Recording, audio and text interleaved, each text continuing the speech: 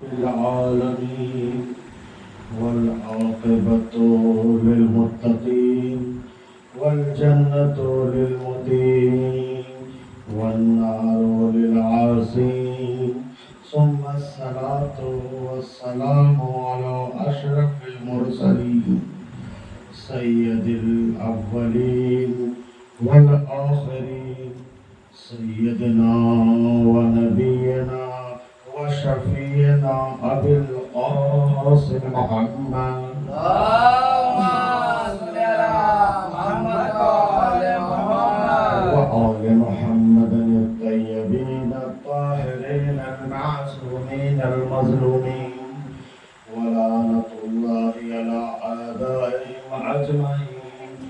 أما بعد فقد قال رسول الله صلى الله عليه وآله وسلم هذا حسين فارفوه صلاة محمد اللهم صل على محمد وآل محمد. عزیزان محترم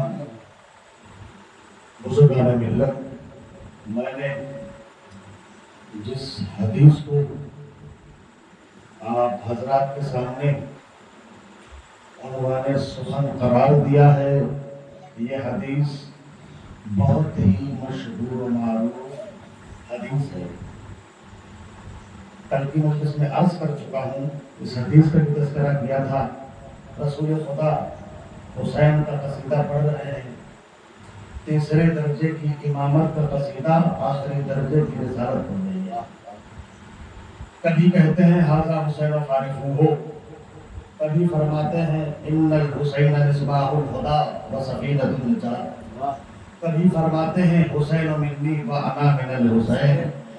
وہ رسول ارشاد فرما رہا ہے کہ جسے خدا نے کبھی طٰہٰ کہا، کبھی یاسین کہا، کبھی مزمل کہا، کبھی مدثر کہا، وہ نبی ارشاد فرما رہا ہے کہ جو نبی رحمت ہے، نور مجسم ہے، آقائے نامدار ہے، کل عالم کا مختار ہے، تاجدار مدینہ ہے، راحت قلب و سینہ ہے، مدنی آقا ہے، زہرا کا بابا ہے، حسنین کا نانا ہے، وہی نانا اپنے نواسے کے لیے فرما رہا ہے کہ ھذا حسین فارفوہ، یہ حسین ہے، اسے پہچانو۔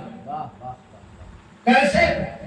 وفضلوہ، جس طریقے سے خداوند متعال نے آگے ارشاد فرمایا ہے کہ کما فضل اللہ، اس طریقے سے شان و شوکت تو جیسے اللہ دیتا ہے، اسے حسین کو۔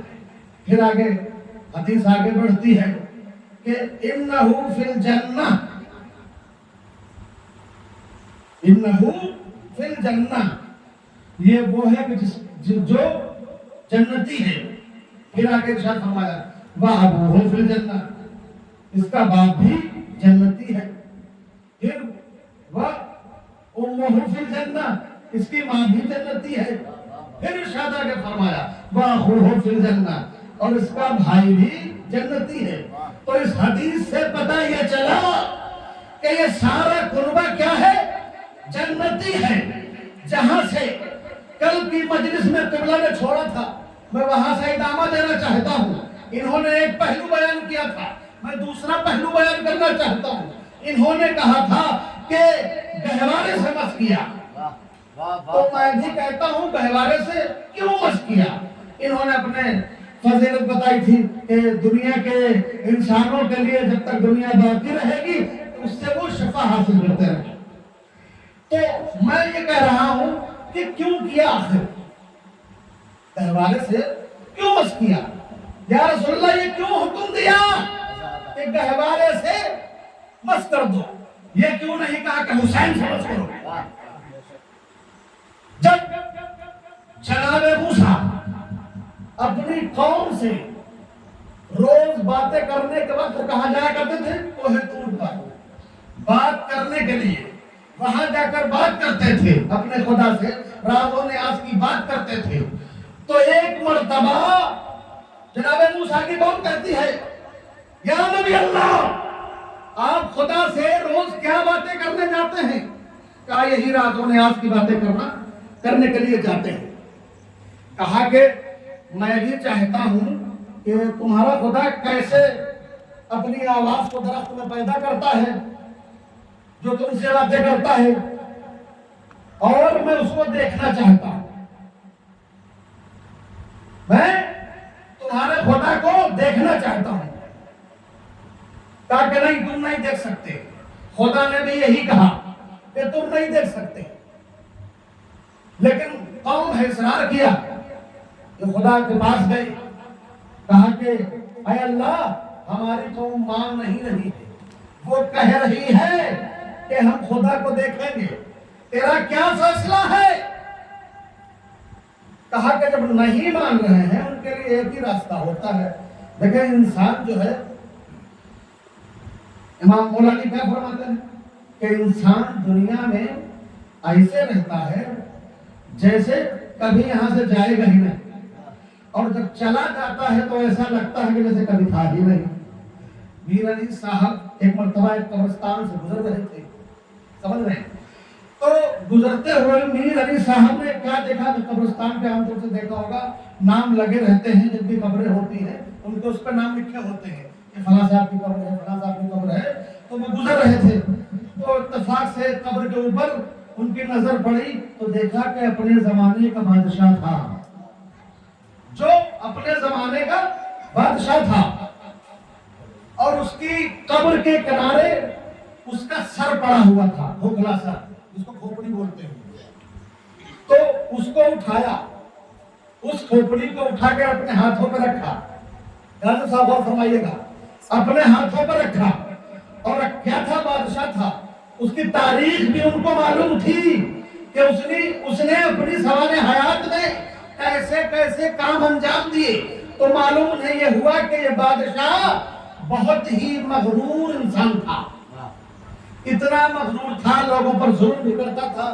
بس وہ یہی سمجھتا تھا کہ مجھ سے بڑا کوئی نہیں ہے. لیکن جب مر گیا، خاک میں مل گیا، تو وہ کھوپڑی اٹھائی میر علی صاحب نے، اور اس کھوپڑی کی طرف دیکھ کر فرماتے ہیں کہ کل تجھ میں جو بھرا تھا غروراج کہاں ہے؟ اے کاس ہے سر بول تیرا تاج کہاں ہے؟ صلوات بھیجو محمد یاد آ گئی، میں نے عرض کر دی. تو میں کہاں پر تھا؟ میں تھا کہ جب موسیٰ کی قوم نے کہا کہ ہم بھی تمہارے خدا کو دیکھیں گے. موسیٰ گئے کوہ طور پر، خدا سے کہا بار الہ تیری کیا مرضی ہے؟ تو کہا جب نہیں مان رہے تو لے کے آ جاؤ، پھر ان کو بھی ہم دکھاتے ہیں کہ ہم کون ہیں. موسیٰ اپنی قوم کو لے کر گئے کوہ طور پر. کیا ہوا؟ مکتب کی کتابوں میں مل جائے گا، ایک نور چمکا، سارے کے سارے جل کر خاک ہو گئے. سمجھ رہے نا؟ سارے کے سارے جل کر خاک ہو گئے. موسیٰ بھی بے ہوش ہو گئے. بس یہاں سے نقطہ دینا چاہتا ہوں، اور تو خاص سمجھ فرمائیے گا کہ وہ اللہ کا نور وہ ہوتا ہے کہ جو اگر انسان ضد کرے دیکھنے کی تو وہ جل کر خاک ہو جاتا ہے. ارے نور تو وہی ہے، اگر گہوارے سے نہیں حسین سے مس کر دیتے تو پھر نور جل کر خاک ہو جاتا. صلوات بھیجے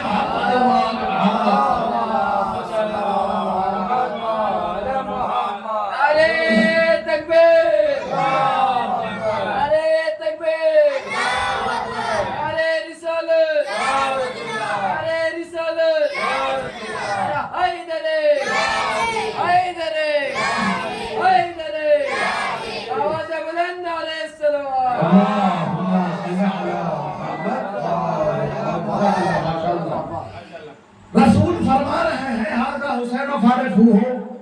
جب رسول فرما رہے ہیں ہمارے نبی ہیں، ہمارے آخری نبی ہیں، یہ تو مانتے ہیں ہمارے نبی ہیں، پھر یہ کیوں نہیں مانتے کہ جب حسین کے لیے رسول خدا کہہ رہے ہیں ہذا حسین فارغ ہو، یہ بھی مان رہے ہو، تو پھر ویسے ہی محبت کرو جیسے کرنے کا حق ہے.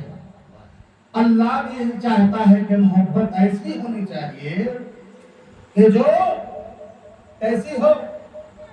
کما فضل اللہ، جیسے اللہ چاہتا ہے اس طریقے کی محبت ہونی چاہیے. یہ وہ گھر ہے کہ جو جنتی ہے. یہ وہ گھر ہے کہ جس کے لیے کبھی آسمان سے کھانے آتے ہیں, کبھی ان کے گھر سے کھانے جنت میں جاتے ہیں. کب اور کیسے یہ میں آپ کو بتا دیتا ہوں. جب حسنین بیمار ہوئے, سب نے منت مانی کہ ہم روزہ رکھیں گے حسنین جب ٹھیک ہو جائے. کوئی خصوص شہزادی ہو تو 3-4 دن کے بعد سب لوگ ٹھیک ہو گئے. 3 روزے کی نیت ہو گئی. پہلے دن روزہ رکھا, سحر کیا. جب افطار کا وقت ہوا تو ایک سائل آیا, ذہن میں واقعہ ہوگا, جلدی سے آگے بڑھنا چاہتا ہوں. ایک سائل آیا, کہا کہ میں فقیر ہوں. سب نے اپنے سامنے کی روٹیاں اٹھا کر اس فقیر کے حوالے کر دی. پانی پہ افطار کیا. دوسرے دن پھر جیسے ہی افطار کے لیے بیٹھے, پھر دستور باب ہوا. کون؟ کہا کہ میں مسکین ہوں. پھر بھی سب نے اپنے سامنے کی روٹیاں اٹھائیں اور اس کے حوالے کر دی. تیسرے دن کون؟ کہا کہ میں یتیم ہوں. پھر سب نے اپنے سامنے سے روٹیاں اٹھائیں اور اس یتیم کے حوالے کر دی. ابھی ہم آپ سے پوچھیں کہ وہ روٹیاں لے جانے والے کون تھا, تو آپ ہم سے یہی کہیں کہ ملائکہ تھے. ملائکہ تھے جو روٹی لے گئے. یہ بھی بات واضح ہے کہ ملائکہ جو ہے صرف خدا کی عبادت کے لیے خلق ہوئے ہیں. صحیح کہہ رہا ہوں؟ کھانا کھانے کے لیے نہیں. میں یہ بھی ثابت کر دیتا ہوں. ابھی جب ہمارے خلیل اللہ, خلیل جناب ابراہیم, ان کا دستور یہ تھا کہ وہ کبھی بھی بغیر مہمان کے کھانا نہیں کھایا کرتے تھے. جب تک انہیں مہمان نہیں مل جاتا تھا کھانا تناول نہیں کرتے تھے. اتفاق یہ ہوا کہ ایک دن انہیں کوئی مل نہ سکا مہمان جس کے ساتھ وہ کھانا کھائے. پریشان ہے اللہ کا نبی, سوچ رہا ہے کہ کاش کہ کوئی مہمان آ جاتا اس کے ساتھ کھانا کھا لیتے. اسی پریشانی میں گھر واپس پلٹ کے آتے ہیں. بیوی نے پوچھا, اے اللہ کے نبی, آج آپ پریشان کیوں ہیں؟ کہا کہ میں روز بغیر مہمان کے کھانا نہیں کھاتا ہوں. آج مجھے کوئی مہمان نہیں ملا ہے تو بتا میں کھانا کیسے کھاؤں. یہ بات خدا کو اتنی پسند آئی, خدا کے قسم, کہ اس نے 3 یا 2 ملائکہ کو, یہ ذہن اتنا نہیں ہے, آسمان سے بھیج دیا تاکہ جاؤ ابراہیم کے دسترخوان کی زینت پر ہو جاتا. بھیجا. فرشتے آئے, سفرے پہ بیٹھ گئے. اب ابراہیم نے کہا بسم اللہ, تو ملائکہ نے کہا بسم اللہ. کہا جناب آپ بسم اللہ کریے. کہا نہیں میں تو کھانا نہیں کھاؤں گا. فرشتوں نے کہا کیوں؟ کھانا کیوں نہیں کھاؤ گے؟ کہا کہ ہم ملائکہ ہیں, خدا نے ہمیں بھیجا ہے اور خدا بند مطاع نے ہم سے کھانا کھانے کی صلاحیت کو ہم سے سلب کر لیا ہے. بس اس لیے بھیجا گیا ہے کہ تمہارے دسترخوان پر ایسا لگے کہ مہمان بیٹھے ہوئے ہیں. میں صرف اس لیے آیا ہوں تمہیں یہ احساس نہ ہو کہ ہم بغیر مہمان کے کھانا کھا رہے ہیں. کیا کہا تھا کہ خدا بند مطاع نے ہم سے کھانا کھانے کی صلاحیت کو سلب کر لیا. عجب نہیں روح حسین جواب دے, اے ابراہیم آج یہ تمہارا دسترخوان ہے جہاں فرشتے کھانا نہیں کھا رہے ہیں. کل جب یہ ہمارے در پر آئیں گے تو کبھی مسکین بن کر آئیں گے, کبھی یتیم بن کر آئیں گے, کبھی فقیر بن کر آئیں گے. صلوات بھیجے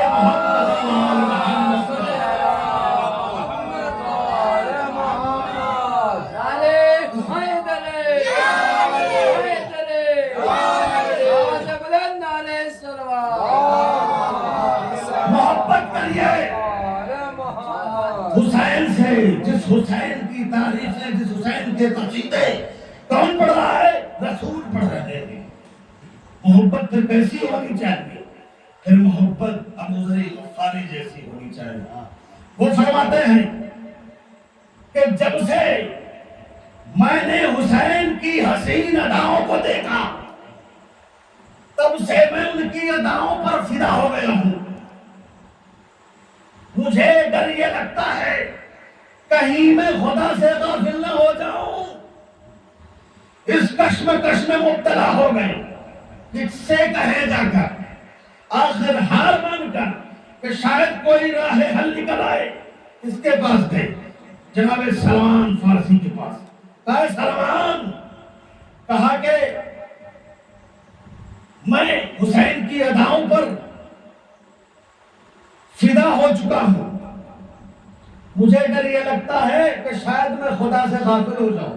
مجھے ایسا لگتا ہے کہ میں خدا سے جتنی محبت نہیں کرتا اس سے کہیں زیادہ حسین سے محبت کرتا ہوں۔ کہا کہ اے ابو ذر، جس محبت میں تم گرفتار ہو اسی محبت میں بھی گرفتار ہوں، میں بھی گرفتار ہوں۔ کہا کہ پھر راہ حل کیسے نکلے گا؟ کہا کہ چلو رسول کی خدمت میں چلتے ہیں۔ رسول کی خدمت میں پہنچے، کہا یا رسول اللہ، میرے لیے راہ حل نکالیے۔ سارا وہی فکرے جو ابو ذر نے سلمان سے کہے، وہی دونوں نے مل کر وہی فکرے رسول کے سامنے عرض کیے، تو رسول نے بھی یہی جواب دیا کہ سلمان و ابو ذر، میں بھی اداؤں میں محبت حسین میں گرفتار ہوں۔ یہ دونوں وہاں سے نکلتے ہیں، کہاں پہنچتے ہیں؟ علی کی خدمت میں۔ انہوں نے بھی یہی جواب دیا۔ آخر میں شہزادی کے پاس پہنچے، شہزادی نے بھی یہی جواب دیا کہ جب سے میں نے حسین کو غور سے دیکھا ہے تو میں بھی محبت میں گرفتار ہو گئی ہوں۔ اتنے میں رسول خدا آ جاتے ہیں، بیٹھنا ہی چاہتے ہیں، جیسے بیٹھے کیا دیکھا؟ سامنے سے حسین آ رہے ہیں۔ جب رسول نے یہ دیکھا فوراً کھڑے ہو گئے اور فرماتے ہیں مرحبا بکا یا زین السماوات والارض، خوش آمدید اے زمین و آسمان کی زینت، خوش آمدید اے آسمان کی زینت، زمین و آسمان کی زینت۔ پھر آگے فرماتے ہیں کہ احب اللہ من احب الحسین، اللہ اس سے محبت کرتا ہے جو حسین سے محبت کرتا ہے۔ صلوات بھیجے محمد اے ابو ذر و سلمان،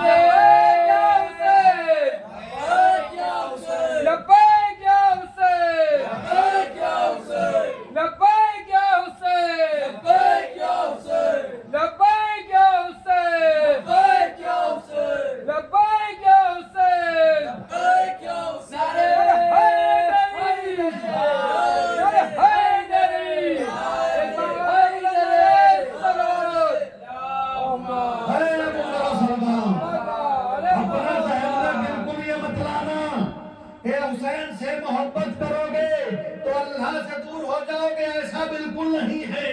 تم جتنی محبت حسین سے کرو گے اللہ کی محبت خود بخود تمہارے دل میں بڑھتی چلی جائے گی۔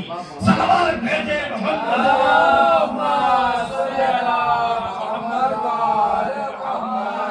تو محبت ایسی ہونی چاہیے کہ جس کی دنیا میں مثال بن جائے۔ محبت ایسی ہونی چاہیے کہ دنیا میں مثال بن جائے۔ محبت کس نے کس سے کی؟ حبیب ابن مظاہر کا واقعہ میں پیش کر چکا ہوں کہ وہ چھت سے گرے، مر گئے، حسین نے صرف آواز دی، واپس زندہ ہو گئے۔ کیسے؟ جب وہ وہاں گئے، بہرحال پورا واقعہ آپ کے نظروں کے سامنے، مجھے عرض نہیں کرنا تھا، خالی مثال دینا تھا۔ معرفت کے ساتھ اگر انسان کوئی بھی فعل انجام دیتا ہے وہ قبول ہوتا ہے، جب تک معرفت نہیں، اگر آپ فرش عطا پر بھی آئے تو آنے سے کوئی فائدہ نہیں۔ یہ ہمارے چھٹے امام جعفر صادق علیہ السلام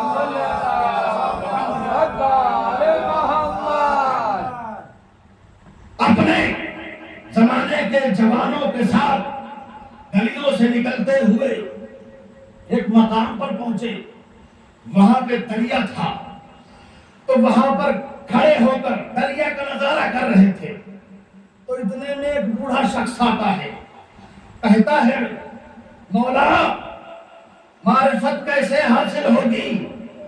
تو مولا نے کہا ارے جوانوں اسے پکڑو اور دریا میں پھینک دو۔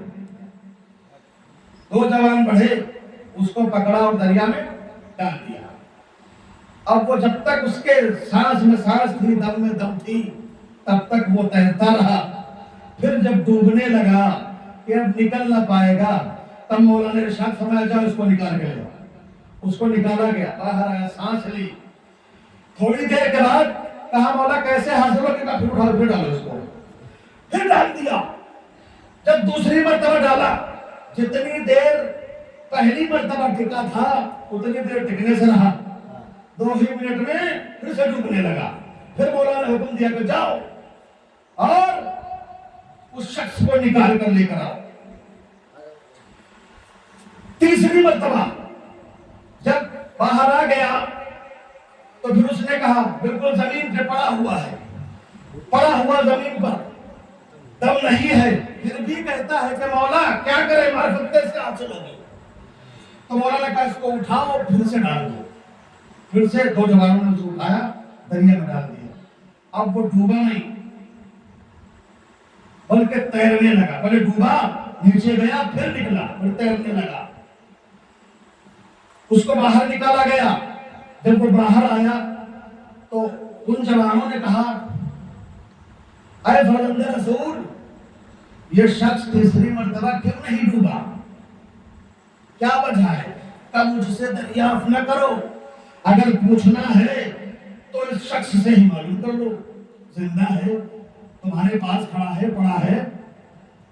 تو صلوات محمد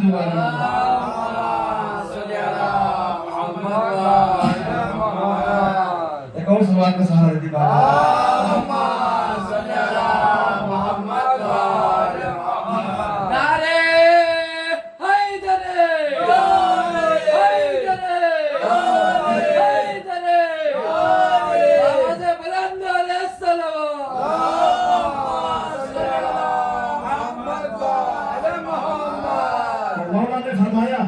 شخص سے خود ہی دریافت کرو، اسے خود ہی معلوم کرو، ہم سے کیا پوچھتے ہو؟ تو وہ پہلی مرتبہ اس جوان اس کے قریب گئے، پہلی مرتبہ میں کہتا ہے کہ جب میں پہلی مرتبہ ڈوب رہا تھا تو صرف یہ سوچ رہا تھا کہ شاید تم دونوں جوان آؤ گے مجھے نکال لو گے، اسی وجہ سے ڈوب گیا۔ اور دوسری مرتبہ میں یہ سوچ رہا تھا کہ امام کھڑے ہیں، شاید یہ ہمیں بچا لیں، شاید لگا گئے۔ تیسری مرتبہ میں کہتا ہے کہ پھر مجھے یقین ہو گیا کہ جب مولا کھڑے ہیں یہی نکالیں گے۔ تو اس بات سے واضح یہ ہوتا ہے کہ انسان اگر معرفت حاصل کرنا چاہتا ہے تو سب سے پہلے دنیا کو ترک کرے، تبھی معرفت حاصل کر سکتا ہے۔ یا فرش عزا پر آنا چاہتا ہے تب بھی گناہوں سے پاک ہونے کے لیے حسین کی کشتی میں سوار ہونا پڑے گا۔ صلوات بھیجے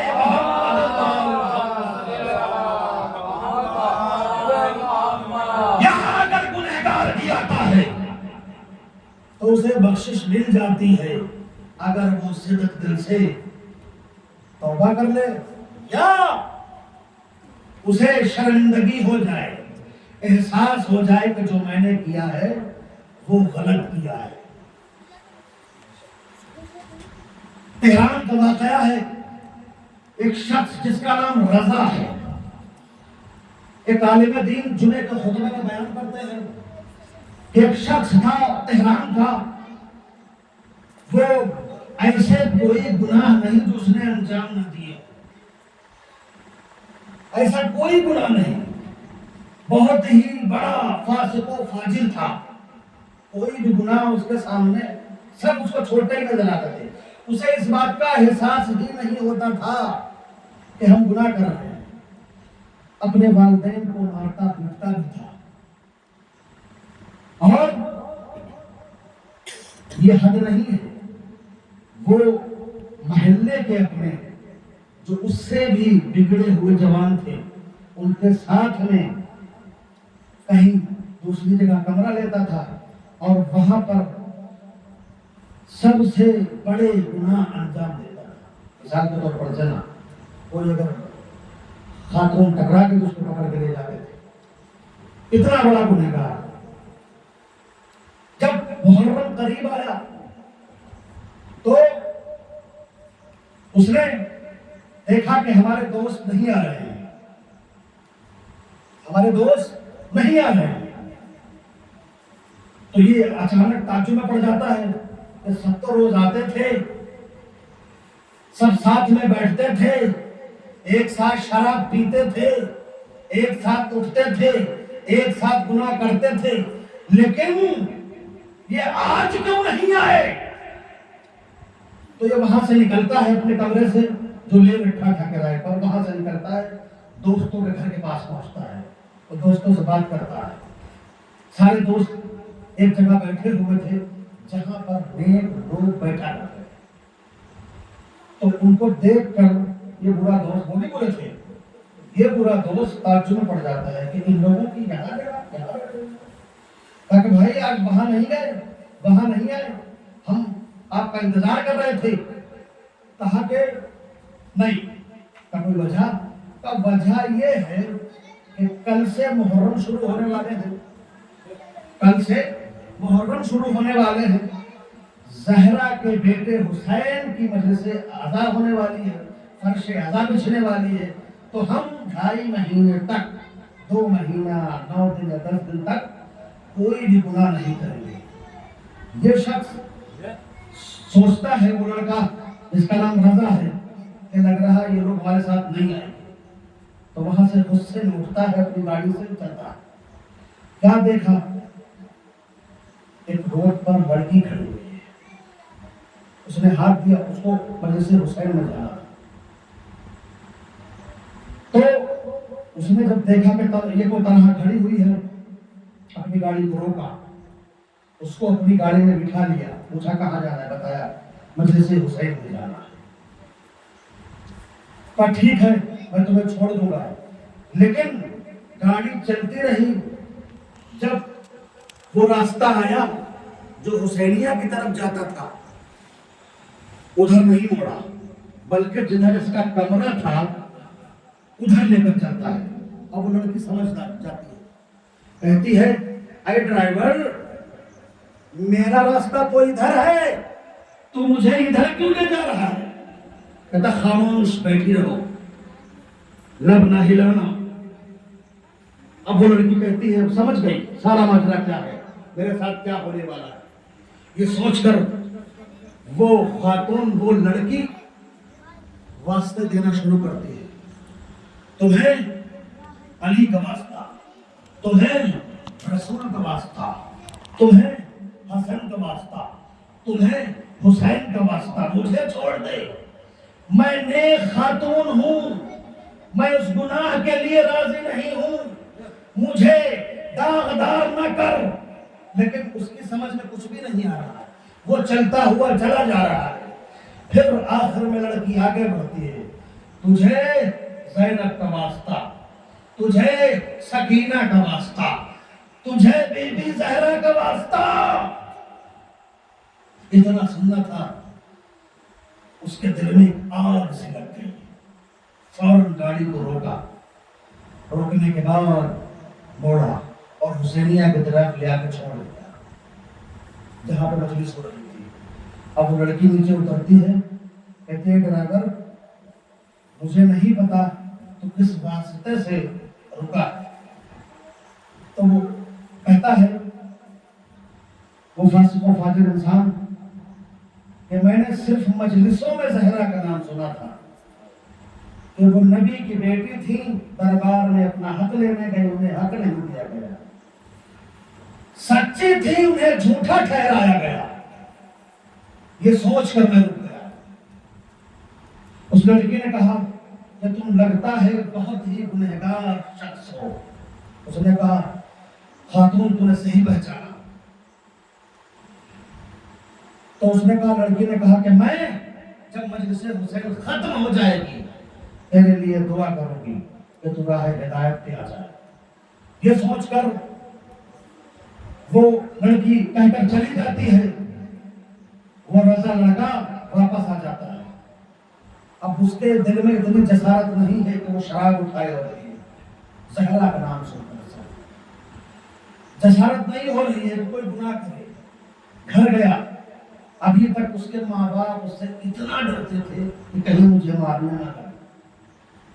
उसकी कैफियत देखी तो समझ गए कुछ इसके साथ हादसा हुआ। यह सोचकर वो आहिस्ता आहिस्ता कदमों से अपने कमरे तक पहुंचता है, घर वाले कमरे, गुनाह वाले कमरे में नहीं। वहां जाकर, क्योंकि इसे ज्यादा मालूम नहीं था, सिर्फ इतना ही पता था नदी की बेटी दरबार में गई थी। अब ये सोचता है कि हमें पूरी सवाने हयात कैसे मिले, ज़हरा की जो हम पढ़े तो मालूम हो कि ज़हरा कौन थी, कैसे क्या थी। बस ये सोचकर ये इसने टीवी खोला तो मुझे हुसैन आ रही थी, उसने ज़हरा के फज़ाइल बयान किया। तो जब उसने सुने तो इतना शर्मिंदा हुआ, इतना उसे एहसास हुआ, पशेमानी हुई कि उसने वहीं पर तौबा कर ली और पहली मुहर्रम को पहुंच गया अपने दोस्तों के साथ कि आज से अभी तुम्हारे साथ नजर न्याज के फर्शे आज़ा में हाथ उठाए। फिर जब मजलिस खत्म हुई तो क्या देखा कि वहां कुरानदाजी हो रही थी हज पे जाने वालों के लिए, तो इसका भी नाम डाल दिया गया। फौरन इसका नाम आ गया। जब उसने ये सुना, जब ये देखा कि हमारा नाम आ गया है, तो उसने रिसर्च कर रखा था कि शहजादे की कब्र कहाँ है, जन्नतुल बक़ी में। इतना खुश हुआ, सजदे में गिर जाता है। एक गुनहगार को बख्शने वाली कौन है? शहजादी है, हम जैसे गुनहगार। सलवात भेजे मोहम्मद। तो कभी भी ये अपने अंदर जसारत न पैदा करें कि हमने इतने बड़े गुनाह किए हैं, हमारे और शायद माफी ना हो, ऐसा कुछ नहीं है। हमारा खुदा बहुत बड़ा है, हमारी फिक्र से भी कहीं बड़ा है। तो लिहाजा तौबा करिए, खुलूस के साथ करिए। अगर गुनाहों पर एहसास हो गया, पशेमानी हो गई, तो समझ लीजिए खुदा ने आपको माफ कर दिया। सलावत भेजिए मोहम्मद।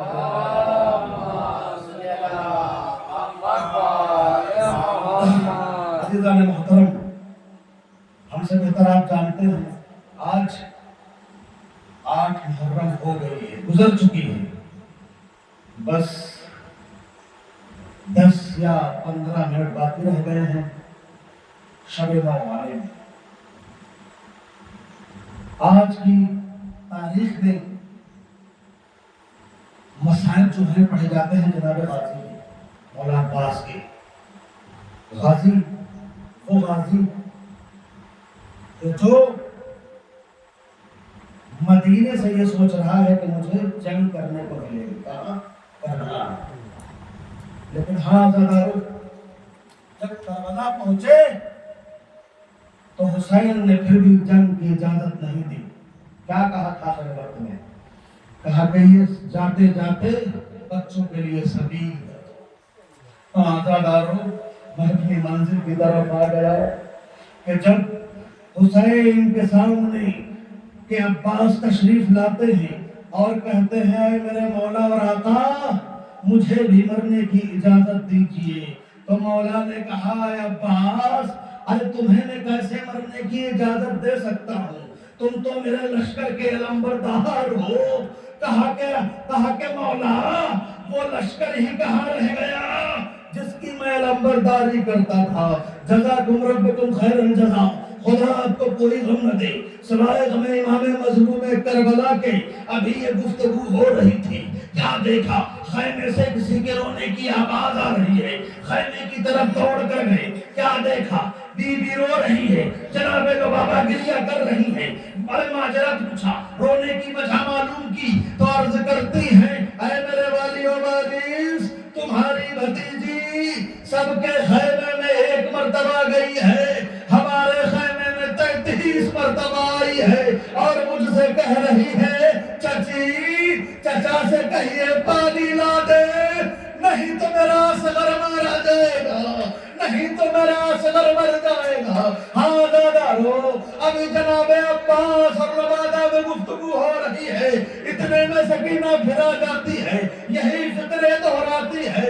عباس نے جب یہ سنا کہا ہے میری بھتیجی اگر تم یہ چاہتی ہو تو اپنا مشکیزہ لے کر آؤ، علم میں اٹھاتا ہوں۔ سکینہ مشکیزہ لے کر آئی، کہا ہے میری بھتیجی اس مشکیزہ کو ہمارے علم سے باندھ دو۔ سکینہ نے اپنے ننھے ہاتھوں سے مشکیزے میں علم کو مشکیزے میں باندھ دیا، مشکیزے کو علم سے باندھ دیا۔ ہاں دادارو، سکینہ کو ساتھ میں لیا، مولا کی خدمت میں آئے، اور سکینہ نے بابا سے بھی وہی فکر کہے، بابا چچا سے کہیے پانی لا دیں نہیں تو میرا اصغر مر جائے گا۔ حسین نے کہا سکینہ آج نہ تیرا بھائی بچے گا نہ آج یہ میرا بھائی۔ دادارو، حسین نے عباس سے کہا ارے جاتے جاتے پانی کی سبیل کر دو، تم مشکیزہ لے کر آ گئے ہو۔ عباس چلنا چاہتے ہیں، ابھی چند ہی قدم چلے تھے کہ آواز دیے غازی ذرا انحراف پھر قریب بلایا، کہا ذرا اپنے علم کو جھکاؤ۔ علم کو جھکایا، اس پر لکھا ہوا تھا نصر من اللہ وفتح قریب۔ اس کو کاٹتے ہیں اور آگے لکھتے ہیں انا للہ وانا الیہ راجعون۔ المختصر، عباس اتنی تیزی سے وہاں سے نکلے، فرات پہ قبضہ کیا، مشکیزے کو پر کیا، اور یہ چاہتے ہیں کہ وہاں سے جلدی نکلیں، جلدی جلدی اپنے گھوڑے کو دوڑا رہے ہیں۔ کیا دیکھا؟ ایک شقی نے ایسا وار کیا کہ داہنا بازو جدا ہو گیا۔ ہاں دادارو، علم کو سنبھالا، مشکیزے کو سنبھالا، آگے بڑھنا شروع کر دیا۔ جب دیکھا کہ شقی نے دوسرا حملہ کر دیا، دوسرا بازو بھی قطع ہو گیا، عباس نے مشک کو اپنے دانتوں میں دبا رکھا تھا، لیکن آس یہی ہے، تمنا یہی ہے کہ کیسے بھی یہ مشک ارے خیمے تک پہنچ جائے۔ ارے مارے تمنا تو جب ٹوٹی جب مشک پر آ کر تیر لگا۔ اب غازی نے اپنے گھوڑے کا رخ خیمے کی طرف نہیں فرات کی طرف موڑ دیا۔ آزادارو، اور جب تک عباس گھوڑے پر سنبھل نہ سکے، زمین پر تشریف لائے، زخموں سے چور عباس نے آواز دی اے مولا مدد کو آئیے۔ حسین خیمے سے چلے اور کیا دیکھا؟ میدان قتال میں ایک جگہ پر جھکے، پھر اٹھے، کچھ اٹھایا، پھر آگے بڑھے، چند قدم کے بعد پھر جھکے، پھر کچھ اٹھایا۔ آپ حضرات سمجھ گئے نا؟ ارے حسین نے عباس کے بازو جزاکم ربکم خیر الجزا۔ خدا آپ کو کوئی غم نہ دے سوائے غم امام مظلوم کربلا کے۔ اب حسین لاش عباس پر پہنچے، ابھی رمق باقی ہے، عباس کے قریب پہنچ گئے۔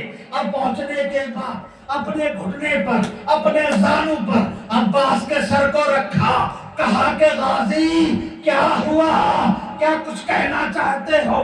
کہا مولا ارے وہ ایک وصیت ہے، بلکہ دو وصیتیں ہیں۔ پہلی وصیت یہ ہے میرے لاشے کو خیمے میں ڈالے جائیے گا۔ ارے کیوں مولا، کیوں غازی یہ کہہ رہے ہو؟ کہ اس لیے کہ میں سکینہ سے شرمندہ ہوں، پانی کا وعدہ کر کر آیا تھا، پانی نہ پہنچا سکا۔ کہ دوسری وصیت کیا ہے؟ کہا وہ دوسری وصیت یہ ہے مولا جب ہم اس دنیا میں آئے تھے نا تو سب سے پہلے ہم نے تمہارے چہرے کی زیارت کی تھی، اور میں چاہتا ہوں کہ جاتے وقت بھی تمہارے چہرے کی زیارت کر لوں، لیکن مجبور ہوں، ایک آنکھ میں تیر ہے، دوسری آنکھ میں خون بھرا ہے۔ آزادارو، حسین نے تیر کو نکالا، خون کو صاف کیا، آخری مرتبہ غازی نے حسین کے چہرے کی زیارت کی۔